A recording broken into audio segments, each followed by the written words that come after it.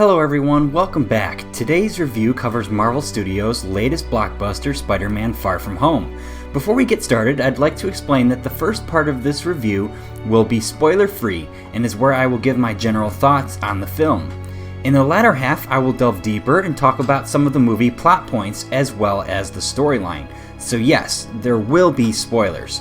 Check in the description for the exact time when spoiler discussion will commence.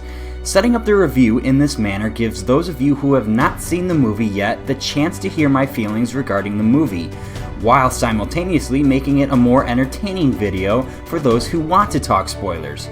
Thanks for bearing with me, and now that that is out of the way, let's begin. Spider-Man Far From Home delivers a charming story with rich characters and superb visuals. Although, however charming the story may have been, it follows a very predictable path and disappoints in the realm of originality. Even with this setback, Spider-Man entertains and satisfies during and even after, hint hint, the credits. Seriously, the after credits scene is a must-watch. Being a Marvel movie, the CGI is top-notch, especially when relating to the movie's villains, the Elementals. Mysterio's powers are also very well presented and almost reminded me of Doctor Strange and his mastery of the mystic arts. They share a very similar style for sure. And of course there's Mysterio's signature domed helmet, which I am very glad the filmmakers decided to include with the character's overall look. It just wouldn't have felt like Mysterio without it. Spider-Man was most certainly not left out of the party, sporting a couple new outfits and, with the help of special effects, that inhuman power and flexibility that we are all too familiar with coming from the character. Moving on, I'd like to talk a little bit about the actors and actresses. Starting with Tom Holland, I can't get over how much he embodies the role of Peter Parker. Just the right amount of nerdy and goofiness mixed in with charm and selflessness. Tom Holland was born to play this role, in my humble opinion. Jake Gyllenhaal's portrayal of Mysterio feels a little bit forced towards the beginning of the film, but he definitely comes into his own as the story progresses.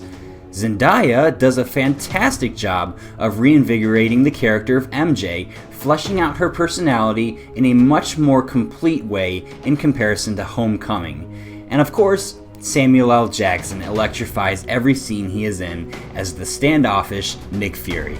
Without wanting to give anything away, I'm slightly disappointed with the story arc and felt that Marvel missed an opportunity to blow the socks off everyone in the theater, but they chose to play it safe. It doesn't ruin the film by any means, but I just feel like the story could have been enhanced in a positive way by taking a few risks. But what do I know? Marvel Studios has created a comic book movie empire, and I'm just sitting here at my computer typing away. My overall thoughts are that the movie is quite good, but could have been better, and I'll just leave it right there for people to pick apart in the comments. Now, for anybody who has not seen the movie yet, the spoilers begin now. So make sure to go see the movie because I do recommend it, or check out some of the other videos on the channel, which I would also recommend. Once again, warning, spoilers ahead. The lack of risk-taking and originality to which I was referring to earlier revolves around the character arc of Quentin Beck's Mysterio. Mysterio turns out to be the major villain of the film, which I think pretty much surprised no one. It also stays true to the source material, which in my opinion is too safe for a story that is supposed to round out Phase 3 of the MCU. Having said that, I think Jake Gyllenhaal nails his performance of the villain who is looking for recognition from the world, recognition that was not given by Tony Stark. As soon as Peter Parker came up with the idea to hand the controls of Edith to Quentin Beck, I knew exactly where the story was heading, and that, to me, was disappointing. I am a big fan of the direction that Peter Park's story arc is heading, and the scene where he starts working on his new suit in Stark's jet was a really nice moment for the character, who struggles throughout the film to come to grips with finding his place as Spider-Man. Finally, the end credits scene depicts the infamous J. Jonah Jameson, played to perfection by J.K. Simmons, announcing to the citizens of New York that he has a different side to the story. Showing on the big screen at MSG, if I'm not mistaken, Spider-Man murdering Mysterio, and then Mysterio revealing Spider-Man's true identity to the entire world.